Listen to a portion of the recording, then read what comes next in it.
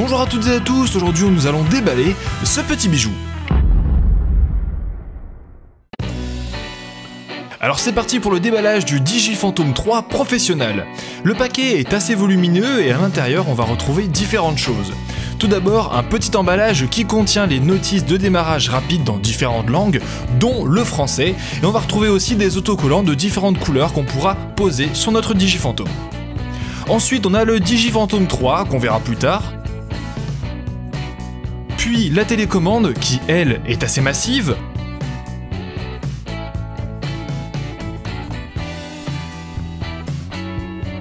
En appuyant sur le côté, on va pouvoir agrandir la pince, ce qui va nous permettre d'y déposer une tablette ou un smartphone.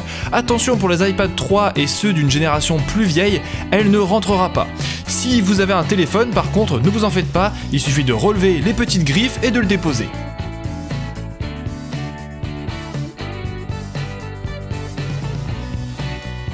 Elle possède aussi une multitude de boutons, mais ce qui m'a le plus surpris c'est la sensibilité des joysticks. Ils sont très fluides et je pense qu'on va pouvoir être très précis au niveau des commandes.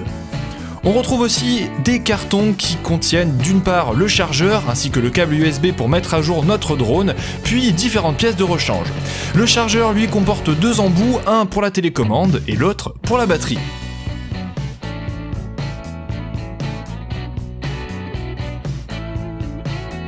Ne chargez pas les deux en même temps, Digi vous le déconseille, veillez bien aussi à éteindre vos appareils avant de les recharger. Enfin on retrouve deux jeux d'hélices que Digi a pris le soin de ranger dans un petit sac, ce qui fait quand même plaisir. Celles-ci sont de couleurs différentes puisqu'elles ne se fixent pas au même endroit. Pour le fixer, rien de compliqué. Il vous suffit de suivre les indications inscrites sur le drone.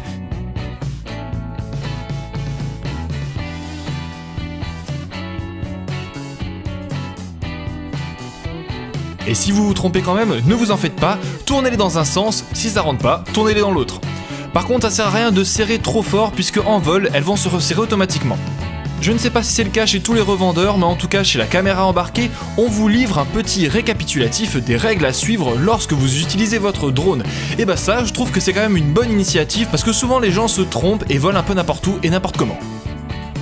Le Digiphantom quant à lui il est assez léger, j'ai été surpris en le prenant en main, il pèse environ 1 kg et 200 g, personnellement je le trouve assez joli mais en même temps vu le prix c'est un minimum. Sur ce drone on retrouve un port USB à l'avant pour faire les mises à jour, on retrouve aussi la caméra pouvant filmer dans différents formats d'images et au maximum elle peut filmer en 4K et 30 fps. Ce drone, il possède aussi un GPS très performant qui va lui permettre de revenir exactement là où il a décollé si jamais il perd la liaison avec la télécommande. Il vous permet aussi de voler dans des milieux restreints comme par exemple l'intérieur d'une maison, mais bon je vais pas le faire tout de suite, on va attendre que je m'entraîne un petit peu avant. Voilà, c'est tout pour cette vidéo, je vous dis à très bientôt, salut!